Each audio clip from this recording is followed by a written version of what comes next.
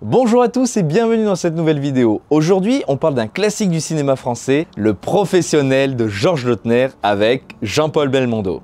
Vous connaissez notre amour pour le cinéma français et Le Professionnel fait partie de ces films qui ont bercé des générations de spectateurs par sa qualité scénaristique et sa musique exceptionnelle. Les grands noms du cinéma français sont présents au générique. Vous connaissez Georges Lautner? Mais oui, celui qui a réalisé Les Tontons Flingueurs, Ne nous fâchons pas, Joyeuse Pâques, Flic ou Voyou, etc. D'ailleurs, on a fait une vidéo sur Les Tontons Flingueurs, vous pouvez la voir juste ici. Nous reviendrons sur ce point dans l'analyse, mais comment parler du Professionnel sans aborder le Kimai d'Ennio Morricone? Un chef-d'œuvre absolu. Quant au dialogue, c'est Michel Audiard. Vous connaissez forcément ce nom, celui qui a fait parler tous les grands noms du cinéma français. Nous verrons dans cette analyse que Le Professionnel de Georges Lautner est un western à la française. Alors, vous voulez savoir pourquoi? Installez-vous confortablement. C'est parti pour l'analyse du Professionnel.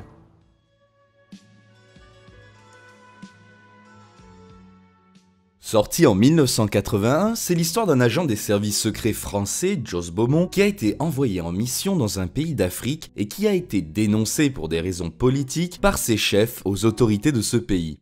Vous reconnaissez être venu au Malagawi à la seule fin d'assassiner le président Djala? Oui, monsieur le président. Évadé du bagne où il a été détenu pendant 2 ans, il revient en France pour se venger en achevant la mission qu'on lui avait confiée, assassiner le président Djala en voyage officiel à Paris. Que puis-je faire pour vous, commandant Beaumont? Ouvrir les rideaux, allumer la lampe et mourir, monsieur le président.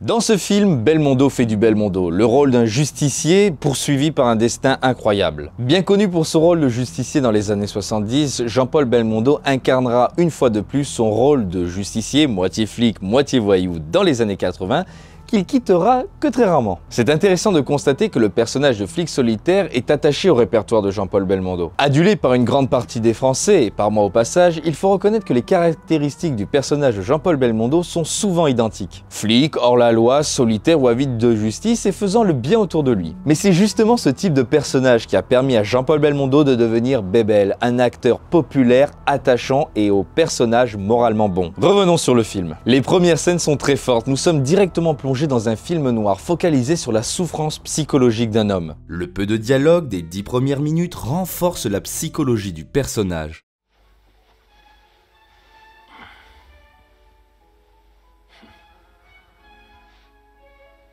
Le spectateur est donc directement immergé dans un policier sombre. T'as peur? Non. Pourquoi? Parce que moi, j'aurais peur. L'intérêt du film réside dans 3 aspects. Premièrement, le suspense insoutenable lié au bien fondé à la possibilité de Belmondo de réussir sa mission. Deuxièmement, la noirceur du film. Quoi de plus sombre qu'un meurtre et un désir de vengeance? En effet, on parle de meurtre et de désir de vengeance alors que Beaumont est traqué par ses pairs, et notamment par le magnifique Robert Hossein dans le rôle de l'inspecteur Rosen. Tu vois, Rosen, maintenant je sais comment on retrouvera Jos Beaumont. En te collant au cul, mon grand. Parce que le jour où tu prendras une balle dans la tête, Jos sera tout à côté. Troisièmement, la musique. Intrinsèquement liée au film, elle illustre le savoir-faire d'un cinéma révolu aujourd'hui. Arrêtons-nous sur la musique justement. Elle est présente tout au long du film, des premières scènes jusqu'au dénouement. L'aspect dramatique est alors renforcé dès le début par le Kimai d'Ennio Morricone. L'association du piano et des violons semble être la recette d'un succès planétaire. Nous sommes accrochés à la partition comme Beaumont est accroché à son destin. Rien ne semble empêcher dans cette symbiose instrumentale la destinée du personnage.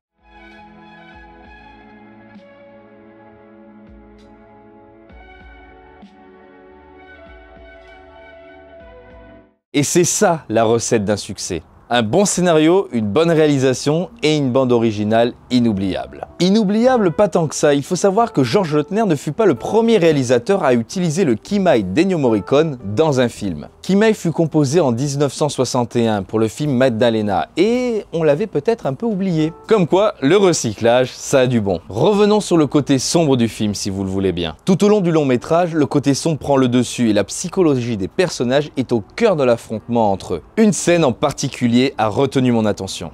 L'agression physique de la policière envers la femme de Beaumont. On va très bien s'entendre toutes les deux. Moi, tu vas leur dire la vérité. Toute la vérité. On ne sait pas ce qui se passe entre le viol, l'indifférence de Rosen et la violence verbale. Cette scène renforce encore une fois la noirceur du film. En parlant du côté sombre du film, impossible de ne pas revenir sur les dialogues de Michel Audiard. Comme on l'a dit dans l'analyse de Garde à vue, ces dialogues sont de plus en plus sombres depuis le décès de son fils. Malgré quelques légèretés, il y a tout de même des répliques qui reposent au panthéon de la répartie du cinéma français. Le croissant, c'est pour mon ami.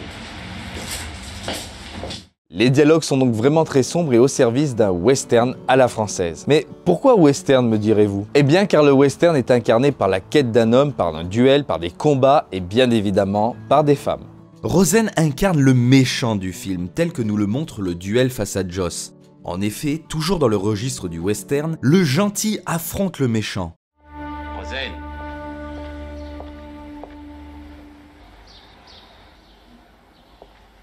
Je t'avais dit que je serais toujours derrière toi. Et bon sang que ces silences au long du film sont plus angoissants que ces répliques. Du moins, elles ont autant d'intérêt. Donc récapitulons. Un méchant motivé par l'envie de mort du justicier, des silences à couper le souffle et une musique au service du suspense. Il vous en faut plus? Nous sommes bien dans un western à la française. Ainsi, la force du western s'illustre dans le duel par le jeu de regard. Le destin de l'un des deux hommes se joue au premier faux pas, venu de... On peut s'interroger sur les motivations de Beaumont. Pourquoi s'obstine-t-il à vouloir tuer Djala? Il aura toujours un coup d'avance. Il va nous faire des trucs impossibles. Il improvisera sans arrêt. Il nous tournera autour. Il va nous rendre fous. Certainement car il a été formaté pour, et à l'image d'un héros tourmenté, il a la soif de vengeance. C'est ce qui fait tout l'intérêt du film. C'est à se demander à qui tu en veux le plus. À Djala ou au service.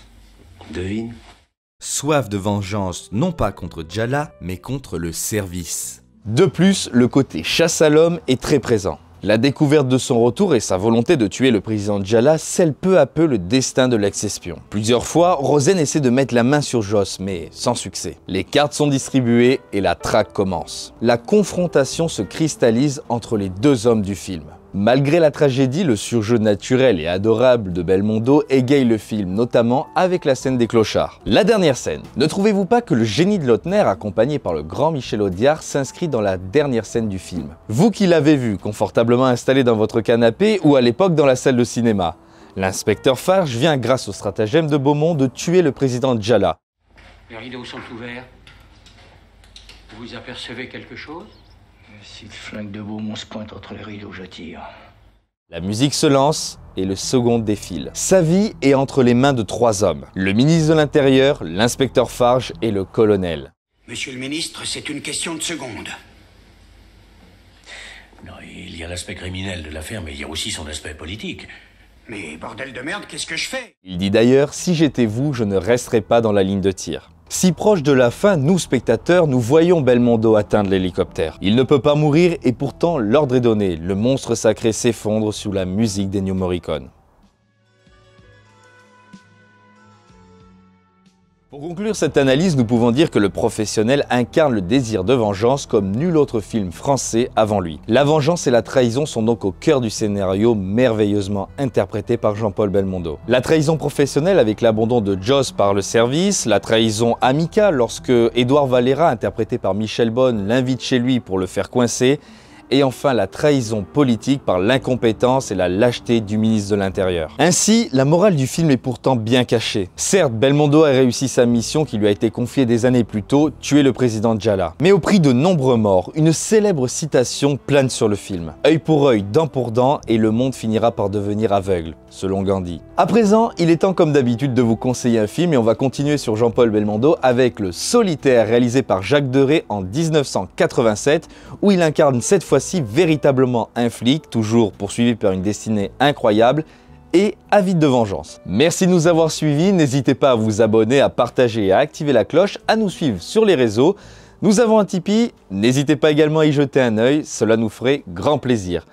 Quant à moi, je vous dis merci de nous avoir suivis et à très bientôt sur la 7e production. Salut!